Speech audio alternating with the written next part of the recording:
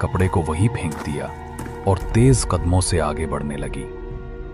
अब वो अपना गुस्सा भूल चुकी थी और डर के मारे मीना को फोन मिलाने लगी, पर उसका फोन नहीं लग रहा था।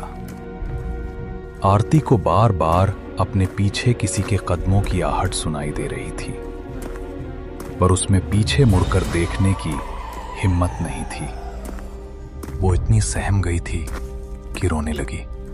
आरती के फोन में नेटवर्क नहीं आ रहा था और पीछे चल रहा आदमी उसकी जान के लिए खतरा हो सकता था।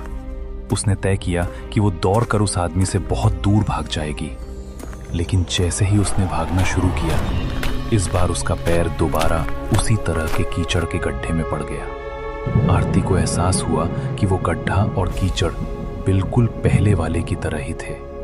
उसकी समझ में कुछ नहीं आ रहा था, क्योंकि शायद वो घूमकर उसी जगह पर वापस आ गई थी जहां से उसने चलना शुरू किया था।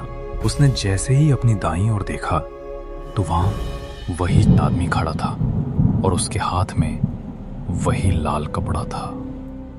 उसे देखते ही आरती चीख पड़ी, क्योंकि अब वो उसका चेहरा साफ साफ देख पा रही थी।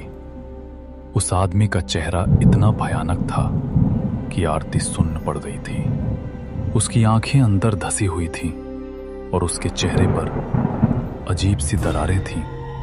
वो बुरी तरह कांप रही आरती को देखकर अजीब ढंग से मुस्कुरा रहा था और धीरे धीरे उसकी तरफ बढ़ने लगा।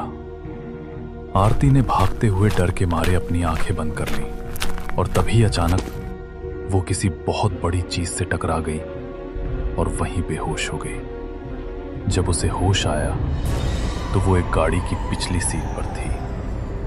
आरती का दिल दहल उठा, लेकिन जब उसने देखा कि गाड़ी कौन चला रहा है, तब उसकी जान में जान आई। उसकी दोस्त मीना ही गाड़ी ड्राइव कर रही थी। मीना ने बताया कि उनकी लड़ाई के बाद उसे कुछ दूर जाकर आरती की चिंता होने लगी थी। वे आखिर बेस्ट फ्रेंड्स थे और जब आरती का फोन आउट ऑफ नेटवर्क गया तो मीना और भी परेशान हो गई। इसलिए मीना उसी वक्त आरती को वापस लाने के लिए अपनी गाड़ी मोड़ लाई थी। मीना ने कई बार आरती से उसके रोने का कारण पूछा। आरती उसे कुछ भी नहीं बता पाई। उसे कभी समझ नहीं आया कि उसके साथ क्या हुआ था। शायद इसीलिए आरती आज भी उस रात की घटना के बारे में बात नहीं करती। उस रात के बाद अगर आरती कहीं किसी के पास वो लाल रंग का कपड़ा या रुमाल देख ले तो उसका दिल बुरी तरह दहल उठता है।